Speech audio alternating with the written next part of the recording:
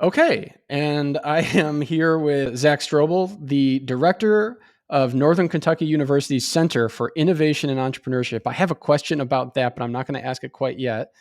Recent winner of the Northern Kentucky Chamber's Next Generation Leadership in Education, and a cyclist, a baseball player, and you've been doing a lot of interesting stuff with an incubator program that you have there too. So I'm interested and excited to talk with you about that.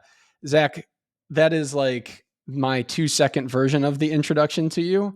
Could Yep. you tell everybody about yourself a little bit more? Yeah. Flesh that out for me if you could. Yeah, no problem. So thanks so much, Jason. So my kind of journey into entrepreneurship started as a student. So as you mentioned, I was a baseball player. I was on the baseball team at Northern Kentucky University, and I had an arm injury that ended my career. And I was looking for that next thing. And at the time, our entrepreneurship program was ranked in the top 25. They had the big banner up. I incidentally read an article at the dentist office about how entrepreneurship is this new major at many universities. It's got all these cool benefits like be your own boss and kind of take ownership of your future, which really appealed to me. I started working at a startup company around my sophomore year. I was the second employee hired there. I worked there all the way through college and even afterwards. But my senior year was when I really kind of started focusing on entrepreneurship. I started my own business. I was very active in our classes. I did things like participated in events, student groups, that kind of stuff. Whereas in previous years, I just kept working. And so I actually got to be a little bit of a student during that year. But I had really good mentors who influenced me in a big way and really had an impact on my career. One of those is Rodney D'Souza. He's now at Texas Christian University. But interestingly enough, after I graduated, I was working at that same startup company. They had moved to Chicago, which I know, Jason, you're from there. So Yeah. I was living in Lincoln Park, driving out to the airport because which you can imagine how much traffic that is. But Yeah. I got news in the spring of that next year that my dad like passed away. Like it was all of a sudden, and it brought me back home to the Yeah. Cincinnati area. So I live in Southeast Indiana near Cincinnati, and then obviously I work at Northern Kentucky University, which is also like in that same area. But my dad had a print shop, so I ran that for a little while. Not like having no idea how to run a print shop, but I mainly focused on things like sales, marketing, and just like anything I could to like kind of keep it going, get the business like get some new business in while we tried to sell it. And I reached out to Rodney, my former professor, was asking him like, "Hey, how do you sell a business?" Because this is before you could just like YouTube anything. And so he was giving me some advice, but he was also saying like, "Hey, when you sell it, are you interested in working with me?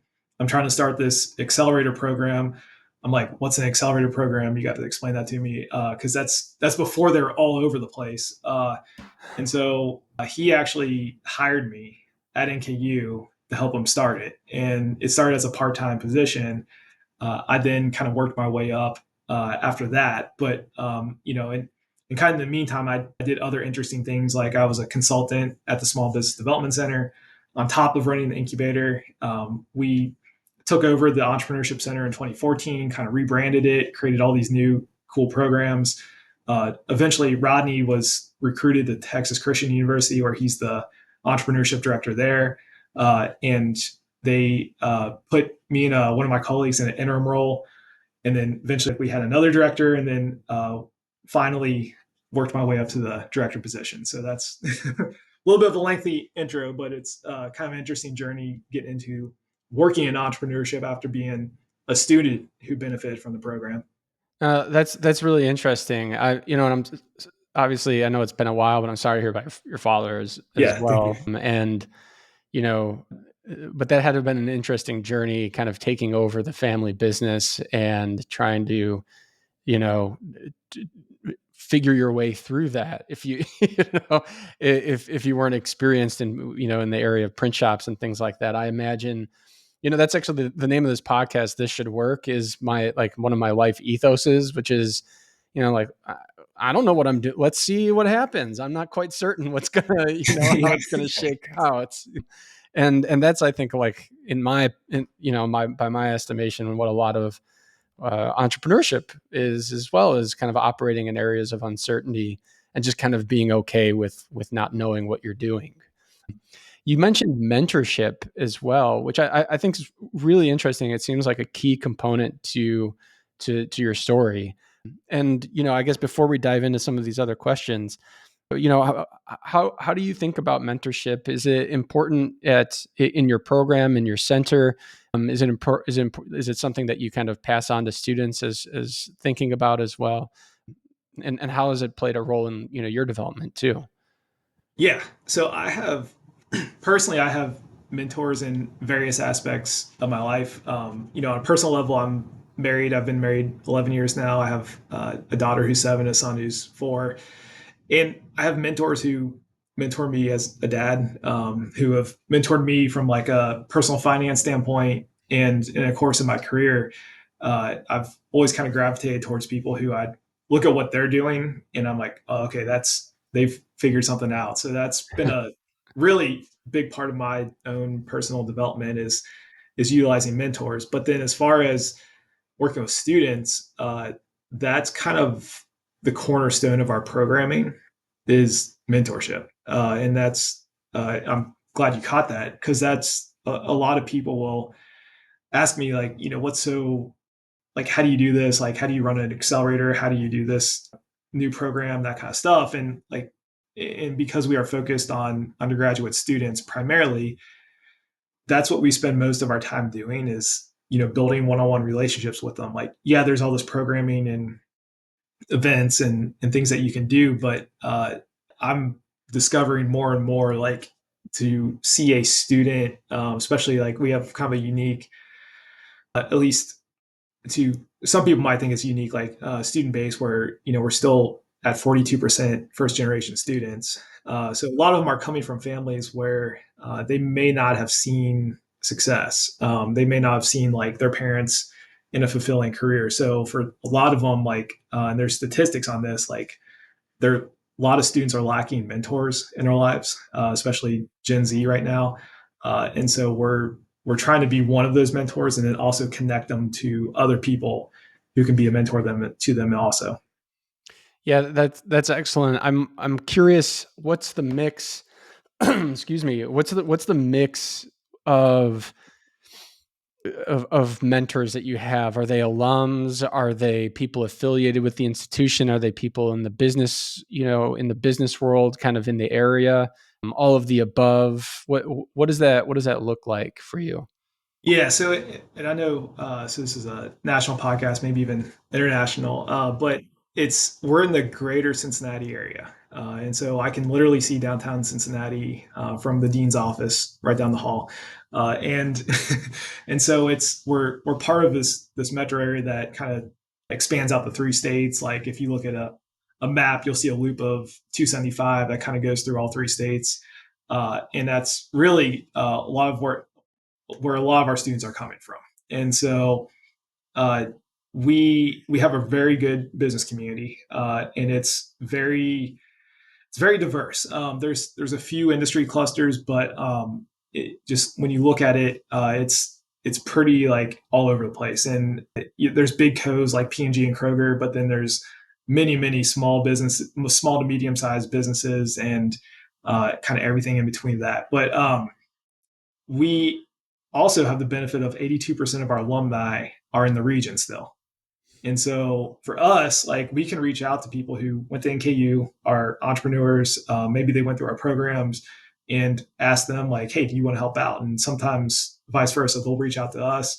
So we do get a lot of alumni. We have a startup community under the banner of Startup Sensi. Plus, we have an organization called Blue North, which kind of leads entrepreneurship in Northern Kentucky. And these organizations have done a fantastic job of kind of bringing people together in anything from like education to venture capital to the startups to even getting the big co's involved. And so we really have access to like the amenities of a city, like right here, that we can utilize, which has really led to getting like such quality mentorship. That's interesting. So, I agree. Mentorship's a key component. I have, a lot of my own mentors who I lean on for various aspects. I'm a first generation college student. I don't know about you, but it's definitely something that's necessary. And that first gen component is really interesting to me too. It seems like that's part of the that would affect the DNA of how you run your center as well in some respects. I'm sure there are a lot of things that you all do that a lot of other centers do, but that first generation component seems to be like a potential differentiator as well. And at the beginning of the interview, I mentioned that your center is innovation and entrepreneurship, and so this is like a combo. I'm trying to like combo question this one, which is, your center, you have your mission, your values, like what's your goals, what's driving it. I'm curious, I guess, one, why innovation and entrepreneurship, and what's the difference between the two, if any? And how does both like that first generation component, if at all, the innovation and entrepreneurship component, and anything else drive kind of your goals or your mission? And what did I miss? What other things kind of contribute to that as well? Yes, that's another fantastic question. Something we've thought a lot about over the past couple of years. We actually just rebranded the name of our major and minor to Innovation and Entrepreneurship, which doesn't sound like the most creative, but there's a good reason behind it. And so when we look at our alumni data, and if there's other entrepreneurship center directors who fill out the Princeton Review, you know that one of the questions is how many of your alumni in the past 10 years have started a business? We're about 20%. And so what we got to thinking about was what's everyone else got to do?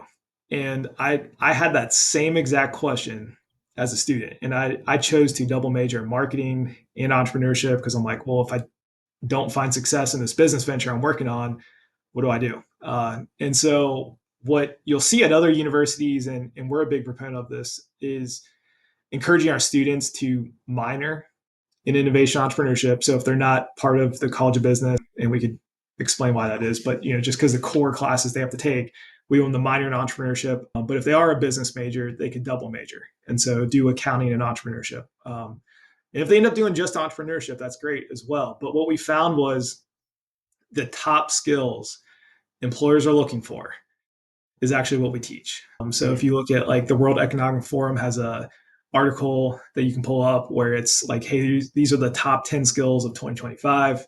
8 out of 10 are things that are like core components of the competencies that we teach in our classes. And so what we're trying to help our students do is brand themselves. And so in the big companies, I've talked to multiple, and they're really looking at skills before they're looking at like what's your major. Now that's to a degree. Of course, like some of them still require a specific degree, but most of them want to know what kind of skills they have. And so that's what we're trying to teach them to do is like, how do you solve a problem for somebody else? How can you use creative, innovative thinking? And so really we have kind of a dual track within our own programming. And it's like, we want them to do things like work at a startup. So we have startup internships. So we work with local companies on that. We want them to experience that. We want them to do projects in the classroom where they're using problem solving innovation skills to help a company solve a problem and then come up with solutions around it. And then we're helping them kind of brand themselves as well. And of course, like any entrepreneurship program is going to teach you how to start a business like that. Right. That goes without saying. And so we've also kind of adjusted our expectations on that through the years, where you see some programs are more focused on like what's a high growth, high risk type business where they could get venture capital, and like we have students going down that track, but more and more we want our students to just open something and make money. And so Right. that's been a little bit of a difference in approach through the years as well. No, that's interesting. So here at WNL, we have entrepreneurship center, entrepreneurship program. Innovation is certainly something that I want all of my students to touch on to learn. But it is like that business component. But there's like everything that comes before the business component, like building the business. That's also necessary if you're going to have success. I think, and so I found that really interesting when I was looking at all of your information, you've got innovation and entrepreneurship, which is, I think pretty cool, especially for kind of the student mix that you all have. I'm wondering, so you've rebranded, you've just become the director fairly recently, about a year ago, right? And there's all sorts of interesting challenges that come up in that, right? So one, you're inheriting a center. You're inheriting something that's kind of somebody's baby, right? Or somebody's been working on for, I think it was 3 years for the center before you, right? The director position that you took over. Yeah. And so there's got to be some challenges with that. I'm wondering, what it sounds like there were. You addressed some other challenges by rebranding because you're kind of introducing new curriculum and a new way of thinking about the center. But what were some challenges for you as you came into the role? What are some challenges that maybe prior folks have faced, and what are I'm also interested in, what are you looking forward to? Like what are you working on? What are those key performance indicators or strategies that you're working on in your new role? Yeah. So I think the difference for me is like I've been at NKU for 12 years now, and I've either co-founded or I'm the one who started the programs that we have under our center today.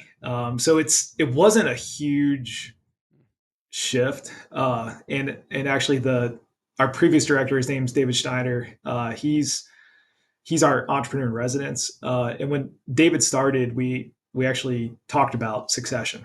he said he actually said, I want to do 3 years, and I want you guys to take over after that, right? And so it worked out, and he's an entrepreneur with 30 years experience. He went to NKU, and so when David was the director, one of our big initiatives was entrepreneurship through acquisition. And what I mean by that is buying a business. And so all the data out there will show like the amount of baby boomers who are retiring. I think most of us are aware of this, but we have all these baby boomer owned businesses that do not have a succession plan. And so how can we train people to do that? Buy a business. And so that's one of our programs. David's still on staff. He's still faculty, and he's a professor of practice, and he still runs that program. So I get to keep him. So our assistant director, his name's Jeff Ferrone.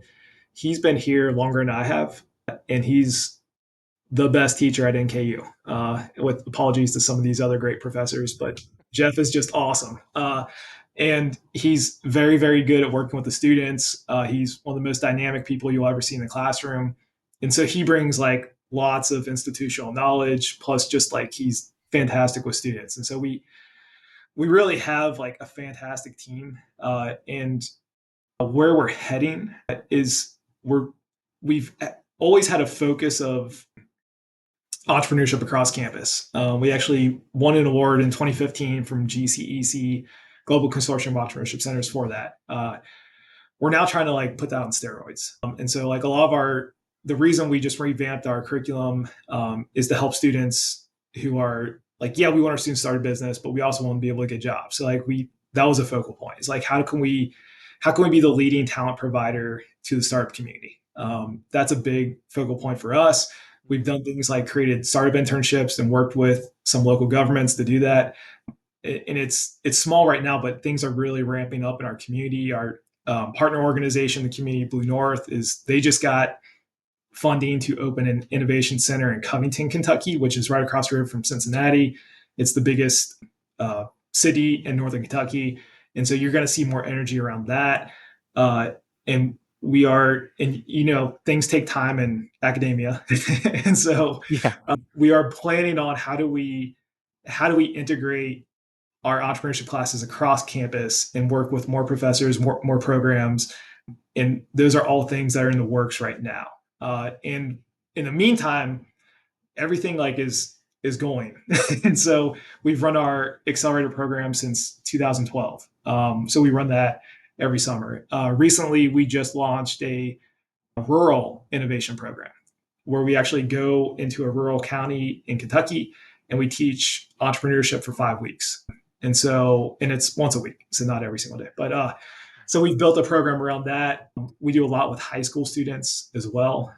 We've had a variety of programs kind of under our center for a number of years. And so we're strategizing about doing a new program this summer on that.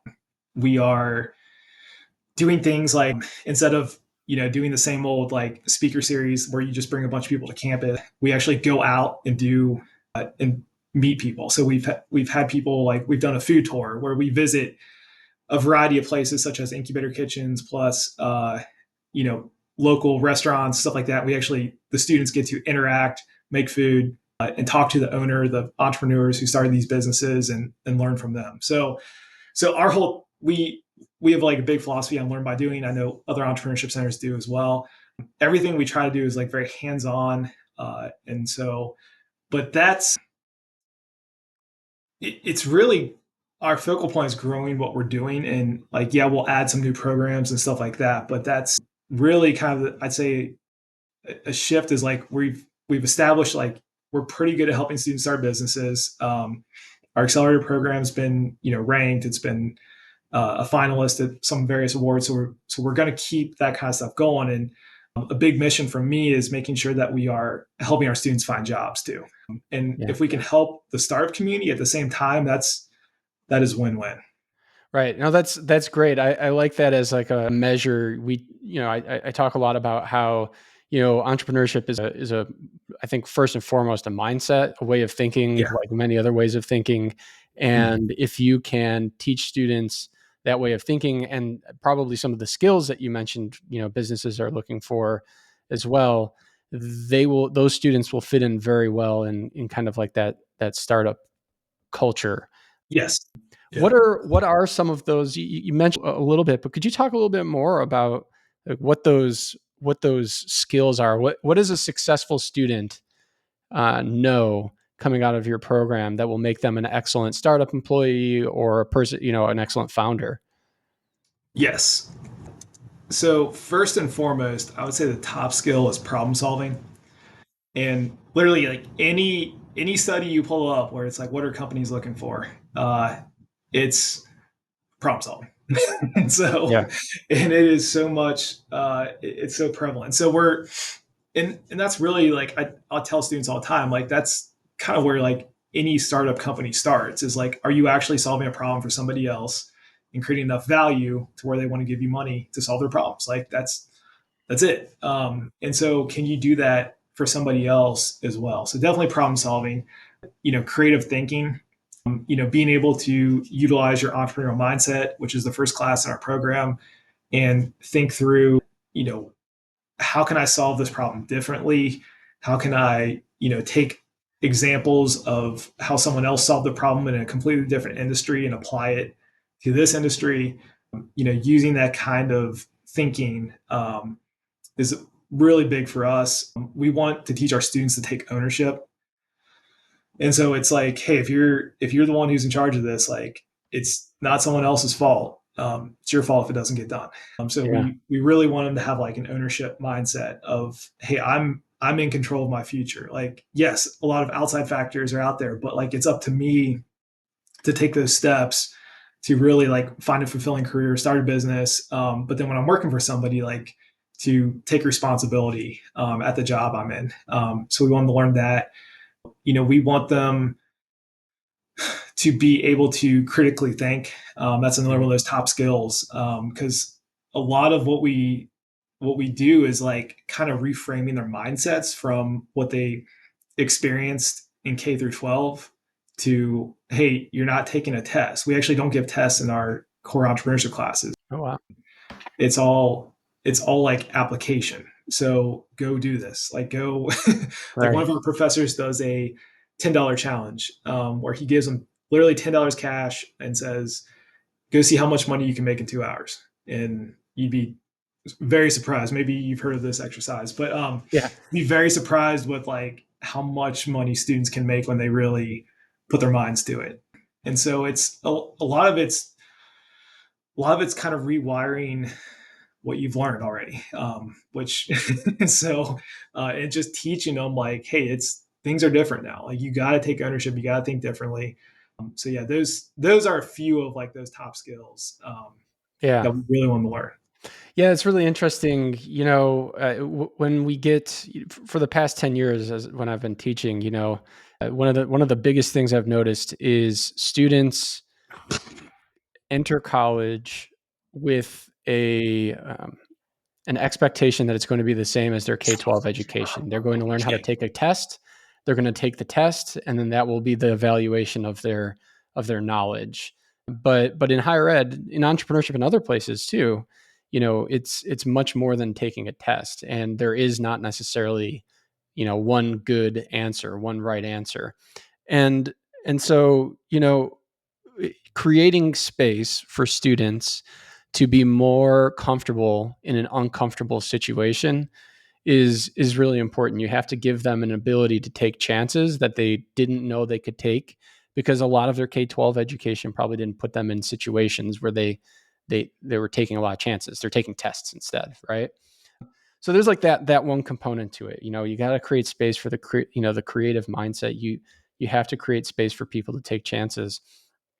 And then what's interesting to me is it's not quite on the opposite end of it, but at some of these centers, you also want them to start thinking about like, okay, what is the end result here? What's the end goal? Are you going to start a business? Who are your customers? How much money are you going to put into this? How much money are you going to make? And it gets a little more serious then. And what's always been interesting to me is like they're coming in and you have to provide space for this creative mindset, because it's not something that many of them are used to. And then also there's an expectation that some of them are going to like do something with that, right? That you're going to get serious again. And so there's like this balance of, yes, be creative and explore what you're interested in and kind of live in that uncomfortable space. And then it's like, all right, we got to do something with this now. Yes. And I'm Yeah. wondering, like, how do you strike that balance with students who are coming through your center? Yeah, that's a great question. So, what comes to mind is also maybe unique about our students, maybe not, but a lot of our students work a lot of hours, and they're very money driven. And when I say money driven, I don't mean in the sense of that's like their sole focus point. It's like they know they need enough money to rent an apartment and provide their living expenses, because they usually are coming from families that do not have the extra funds to like fund their college experience, right? So it's like a lot of our students are here for class and then they go to work, and so a lot of times when I'm convincing a student like, "Hey, move forward with this," or "This internship's a really good opportunity," but they're like, "Wait, I can make 22 an hour at Amazon." I'm like, "Well, this is going to get you a better job in the future." Like, and so Right. it takes. This is where the importance of the one-on-one relationships comes in. So we right now are able to know every single one of our majors and minors, and so we have lists. And as I have fantastic colleagues who care about the students, and we all want to see them be successful. And so one of us has a relationship with one of these students who wants to move forward with some idea. And so at some point, we're going to have to convince them, like, hey, you know what? Why don't you do this pitch contest? If you do this pitch contest, you might get money for this. We'll teach you how to pitch. We've had some success with that, both at our state level and even some national competitions. But that kind of gets them in the right direction. They see like, oh wow, other people think this is a good idea. I actually won money for this. I'll be like, hey, why don't you do the incubator this summer, our accelerator program? Yep. And just FYI, we put NKU in the name incubator, and Yeah, there's a K in it. Right. That's one of the unique things. it's kind of funny for us people who understand the difference between an incubator and accelerator. So, uh, but yeah, so we get them to do something like that. We get them to apply for another grant. So our region is fortunate to have an organization that has startup and small business grants. And so they start to see success. They start to hear from mentors who are saying like, "Hey, you have a good opportunity here. Why don't you do this?" And then some of them who get to like graduation, they're like, "Okay, do I do this full time, or do I go get a job and this is my side hustle?" And we've been fortunate to see a number of them do it full time, and it's really cool, like getting them to see that they can like, hey, now's a great time in your life to try entrepreneurship, because Yeah. if you are successful, this is what can happen, and if you're not, oh well. Like, it's Yeah. okay. It's not going to make or break you. You're so young in your career, and you can get a job. Like, we're in a good area for jobs right now. And so, uh, just again, it comes down to kind of like walking them through that process. What does this look like? What are the next steps? And kind of easing them into it. Because right now they're thinking like, hey, I could do this job and make all this money. But no, you could actually do this and learn so much more. And what happens if it's successful? What does this look like for you? And what's the long-term picture here? Yeah.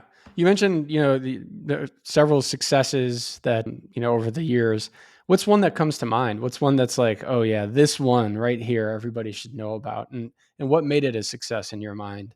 Yeah, so we've had some, cool tech startups and stuff like that. But there's one that I absolutely love. It's these two female founders. They were roommates their freshman year in college, and not too long after they came to NKU, COVID hit, and so something they decided to do was they got into the thrifted and vintage clothing market. And if anyone who works with Gen Z knows, they are into this, and this is a very fast growing segment of the clothing industry. And there's projections that it's going to surpass fast fashion. And so they got really good at it, and they were selling on a platform called Depop.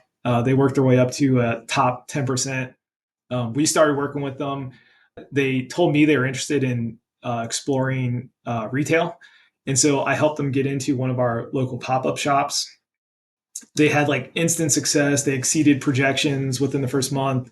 And then they said, hey, why don't we do this in a more permanent location? So I was like, okay. And so I connected them with economic developers, and they got into a 2-year lease off of like, one of the main drags in one of our towns here.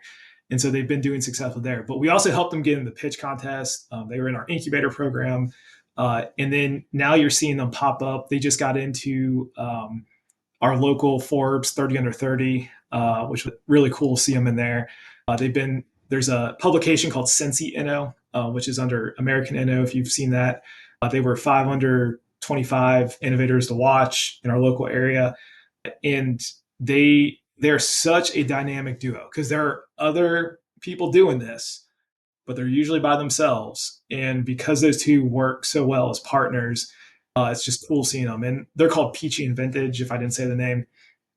You can look them up on Instagram or just Google them, and their names pop up. But that's I think we've had the companies that do venture capital and get headlines for money they raised and stuff like that. They're either completely self-funded or grant funded, and it's just really cool seeing them like do something they're passionate about, because a lot of our students are passionate about solving the problem of fast fashion. And if you don't know, it's very fast fashion industry is like very wasteful. There's a lot of it ends up in landfills. Like, it's a lot of factory conditions are not good, and so that generation really cares about this, and they want to wear clothes that do not come from those types of companies. And so it's really cool seeing them capitalize on that, kind of owning that in our area, and becoming successful. And they're so humble too. Like, they don't realize how awesome they are, and I have to tell them all the time, like no, you all are like seriously awesome, and you don't understand. Like, so Yeah. they're always shocked when they get these awards or stuff like that. But they've earned it. Like, they've worked very very hard to accomplish what they have. Well, and it sounds like a lot of to compliment you a little bit too, it sounds like that you've developed a kind of ecosystem. You mentioned you connected them with various people who, they were able to secure a location through that you have the incubator fund, you have all of these components that can help contribute to a student's success. And that's, I think really important to create that kind of space with the programming that you offer and the networks that you develop. And that's not the only students. You mentioned there are a lot of student successes. So you've got this ecosystem. One of the things that I think about a lot is that, like, a center itself, It can't just be like a bunch of desks where people can sit.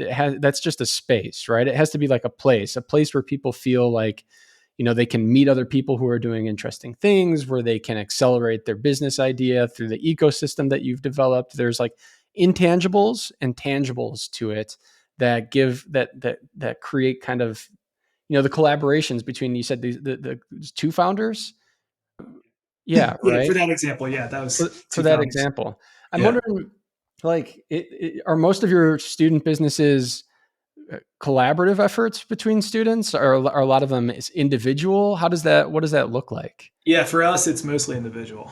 Okay. Yeah. We're and so the other benefit I have is kind of seeing our major and minor evolve over time as well.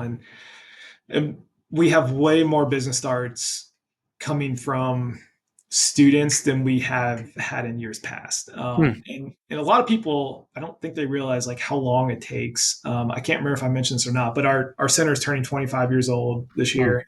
And a lot of this stuff took a long time. And so it really, like when we started our accelerator program, uh, it was 2012, and then we revamped our curriculum in 2016, literally based on things we learned from our accelerator program. Plus, like the lean startup was getting big, and a lot of people were adopting like that different methodology of entrepreneurship that like most entrepreneurship programs have now. We were pretty early on in that, and so I think it's because of those changes we made years ago, like over a decade ago. Like we're seeing an uptick in business starts, and it just took a while. We have a fantastic team. We have professors who really care, but yeah, it is a lot of students doing things by themselves. But when you do get a team, uh, and they're able to work with each other, and you don't have drama, watch out. And so that's really when you start to see some of the more successful ventures take off. Yeah, I 100% agree. Perhaps no surprise, but, Yeah. the, I talked with my students about how there are blind spots. Everybody has blind spots, and when you work with other people to start a business, you want to find people who complement you in ways where they expose those blind spots, and they ask questions that make you uncomfortable, but in a good way. Like they help move the business forward a little bit, right?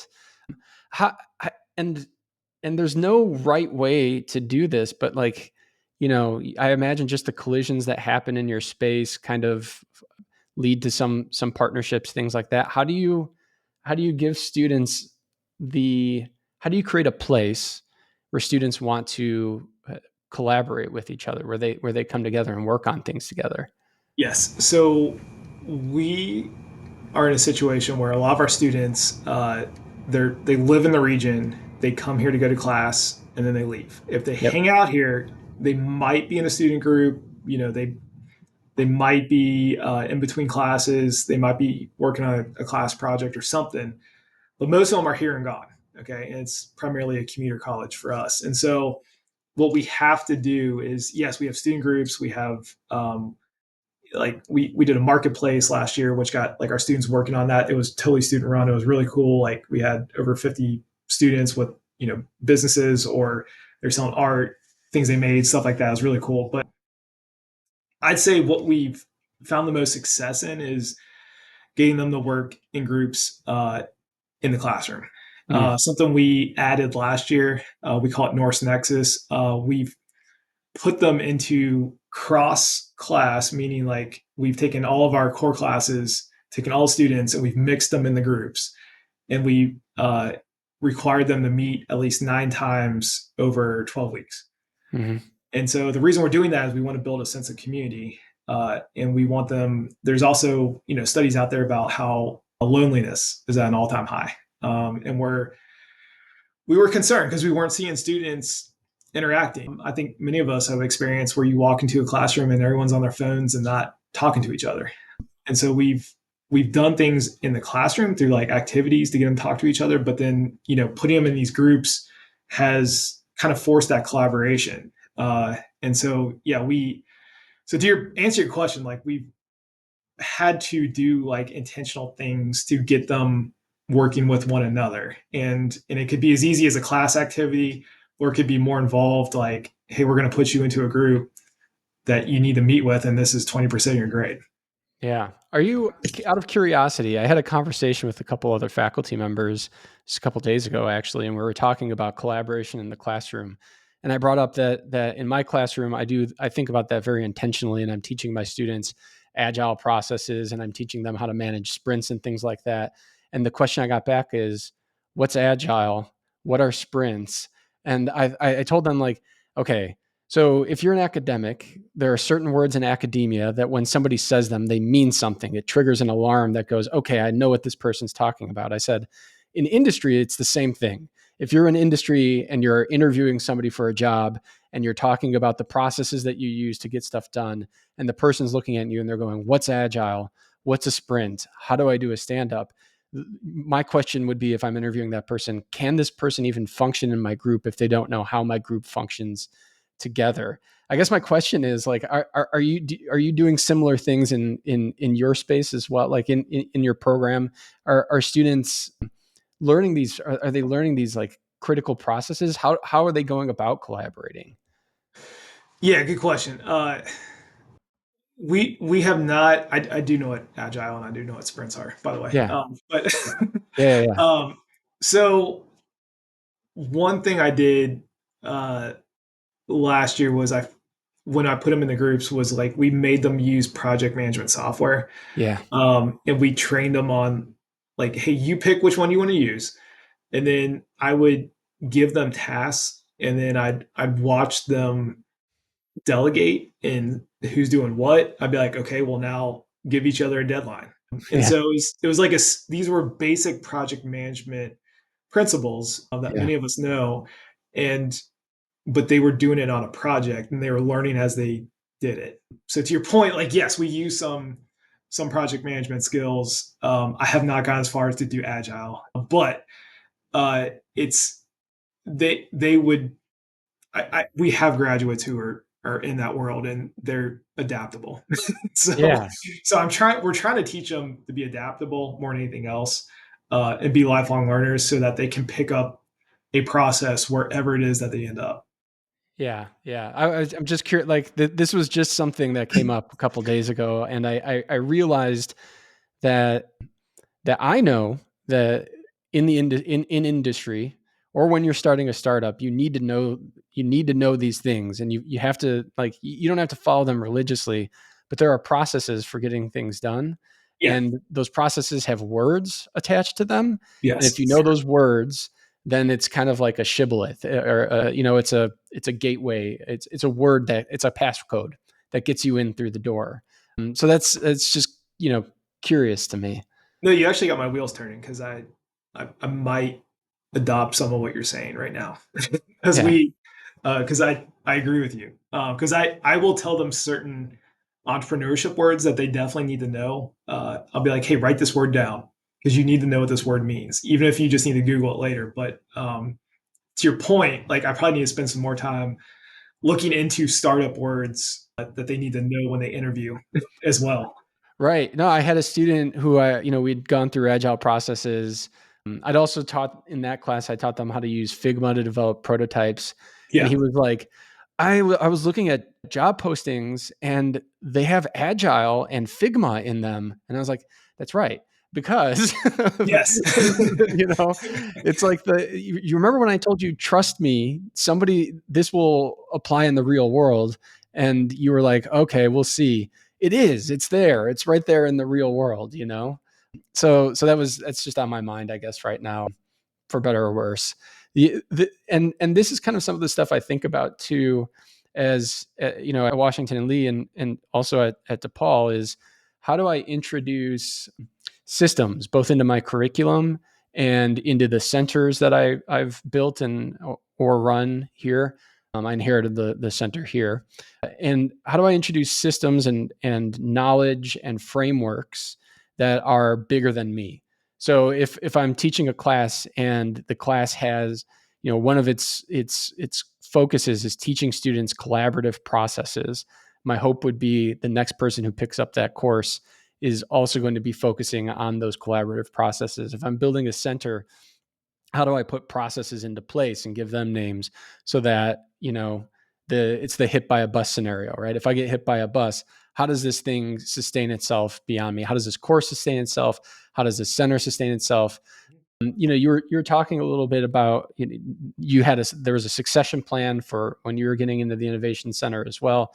I'm sure it sounds like you guys have a lot of systems in place, but this is a long and winding way of me asking you, across curriculum, across centers, how do you ensure that there's a through line where there's a succession plan, where there's a plan for the continued success of the curriculum and the space after whatever. Yeah, great question. So thinking long term, I think if I look back first, I think we have succession because we had great people who started the center. We had great people who have led the center through the years, and uh, they all had like a longer term vision. So, I mean, some of those center directors raised endowments that are funding our operations. Some of those are endowed professorship positions. Like some of them are endowed speaker series. Like it's in to do that, you really have to have a long term vision, and so that's something. One of my goals is to do that as well. And one of the things we want to do is set up a scholarship fund that's endowed for. We do have other scholarship funds, but like to continue on that process. And then I think the biggest thing is people. And so I think we've done a good job of building a culture where everyone who's teaching entrepreneurship is on board with our way of doing entrepreneurship in the classroom. Mm. And so we've brought in the right people who have that mindset. We have an advisory board, and so most of our advisory board members are alumni. And so if something happened to me, like they could continue on doing the advisory board because they would be all about the mission, they care. And then we have other faculty who could pick up my role and run with it. But I think eventually we need to hire and grow. And so whoever we hire, I would love to train them to where if something happened to me, again, they could run this thing. So that to me is like I think first and foremost it's having the right people. As far as systems, I'm glad you mentioned that.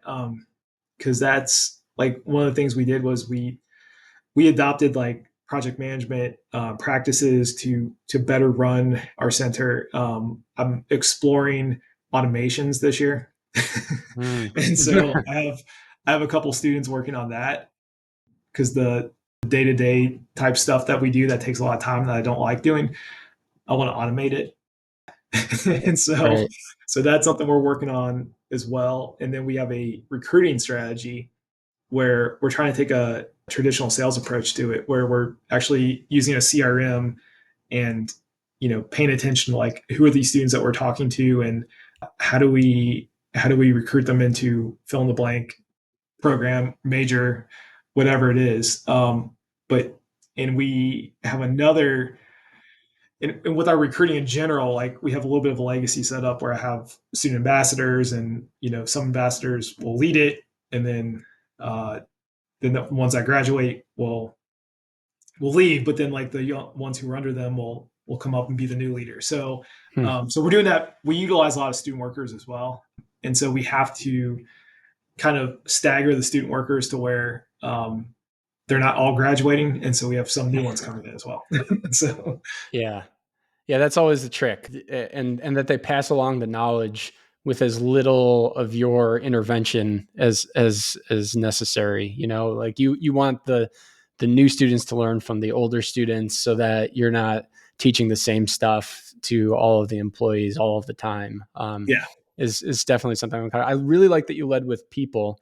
I think of people and culture as in some ways almost in tension with the creation of systems. Do you watch It's Always Sunny in Philadelphia by any chance?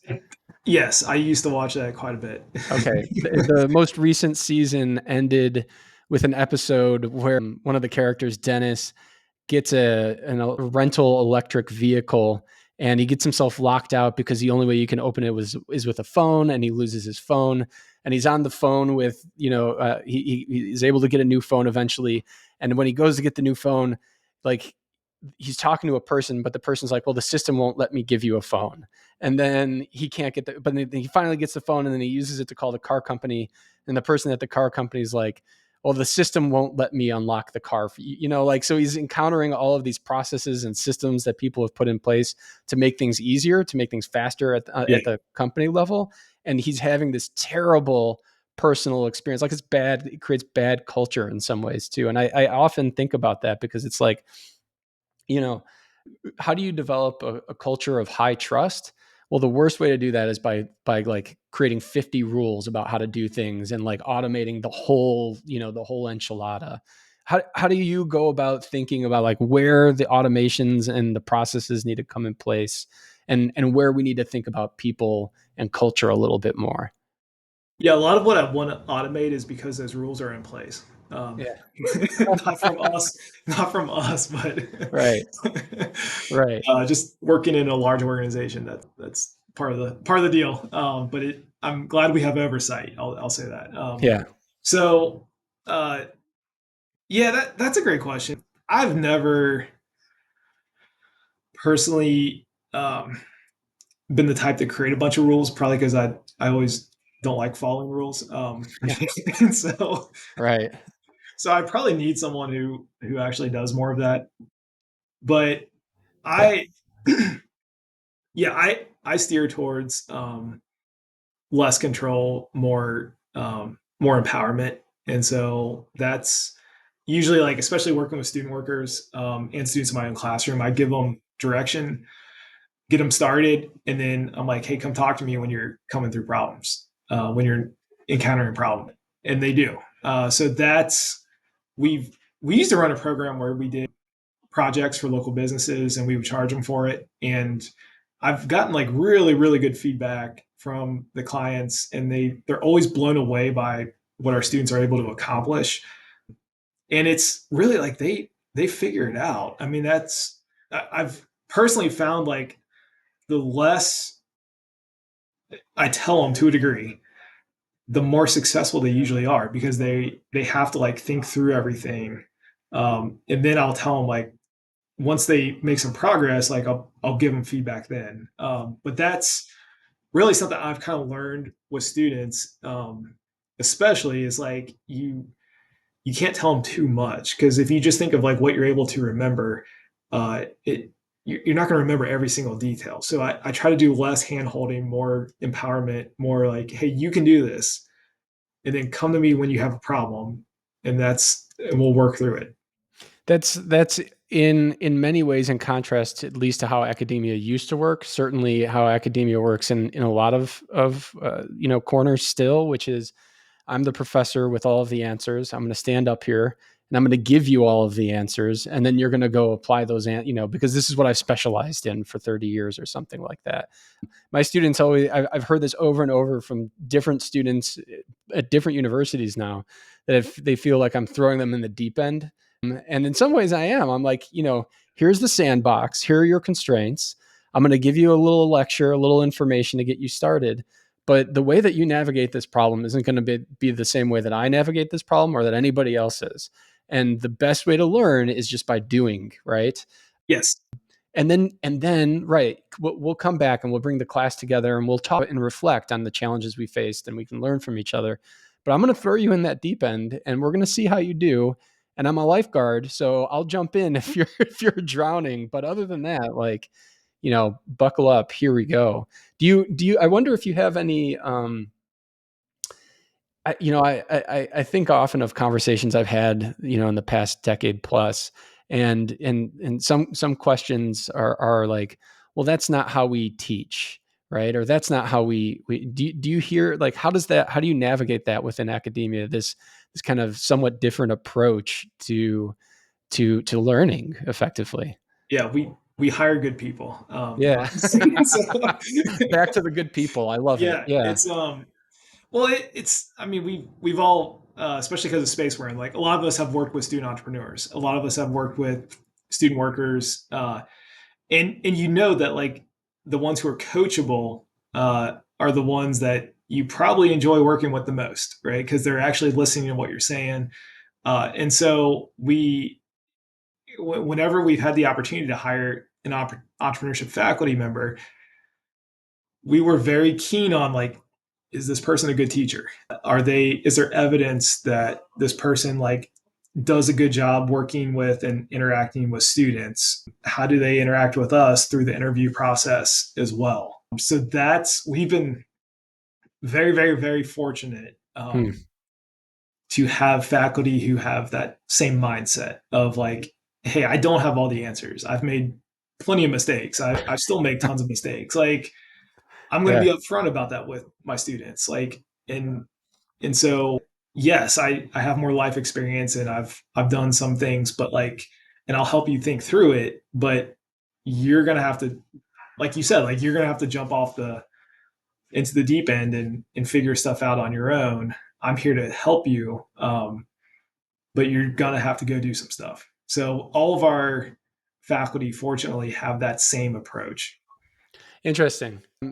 That's good to hear. I'm curious what you've learned from that. In other words, right, we all make mistakes. We're all gonna screw up. But then afterwards, one of the things we do, is correct, right? So I throw my students in the deep end. I realize, oh, I should have told them this, or oh, we need this particular framework or tool in place so that this particular problem doesn't happen again. What are some things that you've seen as you've been engaging kind of in this more creative process of teaching that have informed like the next go around? What are some things you've learned from this process that you're applying to, I guess, the classroom, your center, any of all the above? Yeah, so if we kind of think of like through classroom projects, and we've like I said we've done similar projects, but we've charged people for them, which like has a whole other level of expectations from the companies. But I think something I learned early on is like be crystal clear on expectations Mm. and say like this is what I to the students, this is what I expect you to achieve. This is the end goal. Here's and not just only like upfront, but like reminding them this is what you need to achieve. And so having like an outline of this, and this, like these are your main points. Especially when we work with clients, I will do a whole project plan, nothing over the top, but definitely a statement of work that says this is what we're doing, this is what you get, and these will be the results. And be here on this date and this date. And they always love it. Yeah. And so I'm we've because I've learned the hard way through running other programs that like what not to do. I figured out like how to set those expectations up front. So yeah, that's really what I think my biggest lesson learned is like making sure everyone understands what we're trying to achieve up front on both sides before moving forward is critical. Yeah, that's interesting. Have you heard of Goodhart's law by any chance?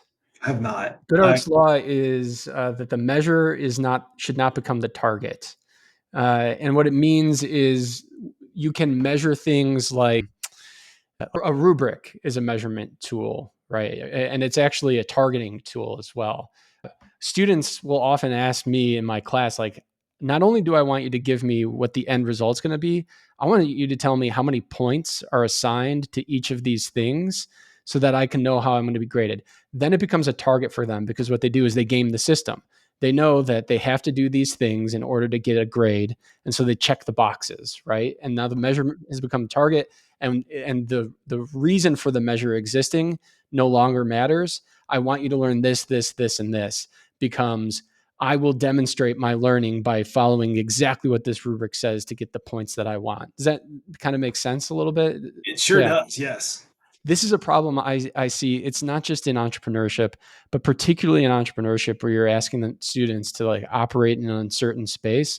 they want to know exactly how much they're trying to edge you back towards certainty. They're trying to get you back Oh towards like, how do I get the good grade? I don't really care about the other stuff, you know? I don't know what my question is here, to be honest. But is it, yeah, what, So yeah, I just looked up exactly what you're talking about. So yeah, I know exactly what you're asking. I think because I have the luxury of teaching our students later on, and my colleagues will do more of like the culture building, like the yeah, reframing of mindset and expectations.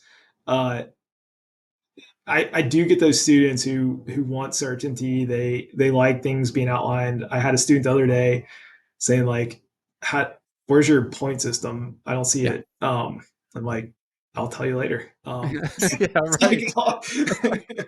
I was like, "Don't worry, it's coming." Yeah, So honestly, there's been times where I tell them like, "I don't care what your grade's gonna be. Like, I'm not. If all you want to do is get an A in this class, like you're really in the wrong place." And yeah, your grade's going to reflect effort, and I'm primarily going to grade you on your own effort. And it's so I'm very upfront about that. I will tell them like, look, if you just want to get in on this project, this is what you got to do. But at the same time, like I'm very intentional about letting them know what the big picture is. And the big picture is you are learning how to do this so that it helps you in your career, whether you start a business or work for somebody else. And this is what your employer would expect. This is what your clients would expect. And this teaches you that. Even something as simple as like, hey, I want you to write in this style of writing, and here's why. And I explain it to them, like, what is the bigger picture here? So I think for those students who do want to know like what gets me an A, like I'm intentionally telling them like, no, no, no, no. Don't worry about that. What does this get you after you leave here? That's what I want you to worry about. yeah. I think it probably comes along with, you know, they're paying a tuition and they're worried about like the return on value and how do they get the A and get the credential so that they can go get the job or something like that, right? And the investment is probably on the investment of into their education is probably on their mind. But like it does introduce an interesting challenge as, you know, an educator and as a center director, which is like, how do, you know, as we've been talking about, how do we create that space, right? So what other, you know, we're kind of getting at the top of the hour here. What are other challenges that you see coming up, you know, not with your center necessarily in specific, but just for you know, these entrepreneurship ecosystems, these innovation ecosystems in academia across the country? What should people be focused on or thinking about? That's a good question. I, so something that's, I mean, a hot topic in our region is workforce numbers. You know, we're approaching. I mean, we're already there. Is like we have all these baby boomers retiring. We have less young people to take their roles. So I really think there's a huge opportunity in entrepreneurship through acquisition. I think there's a huge opportunity in the trades. So a lot of focal point like throughout my career has been, you know, venture backed businesses. I think you're going to see more of like, oh crap, we don't have plumbers, like, you know, intended, right? And Right, so how do we solve the problems for like what some would call like a boring business? Um, right, so that's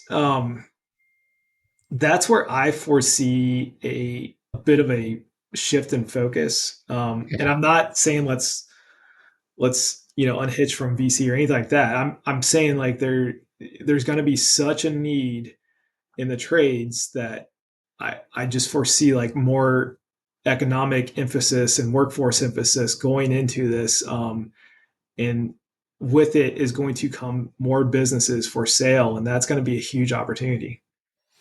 yeah. 100%. I had a conversation with an alum who's on my board just last week about this, and she's actually focused on kind of the other end of that problem, which is that we need to acquire these businesses. But if you're a lot of the people who are running these service businesses, might not know what a beta is. They might not know like how to turn the maximum profit on selling their business because they haven't operated it like as a serious business for most of the, there are a lot of people who own their own plumbing services, but they're charging $50 an hour where they could charge 150, so things like that is almost kind of on the second end of that, which is like, how do we help people retire comfortably by thinking about maximizing their business value as well? Yeah. And Yeah. Jason, we've made it a whole hour without even mentioning AI. Oh God, I know, right? I don't know how we did that. And so, Yeah. Yeah. and I think, um, as we, yeah, and we, of course, we are studying AI, we are implementing it in our classrooms, we're implementing our programs, all that kind of stuff. So I don't want people to think like we're out of the loop on this. We're not. Yeah. But I think to what you're saying, like, how do you take AI and improve this business model? Like, Right. and like, how can you have better customer service? How can you operate more efficiently and that kind of stuff? And so it's, yeah, I think that's part of it as well. Like what your alum was saying, you can use that technology and use it for that business and market it better and run the books better and all these kind of things to make it a more successful business. Yeah.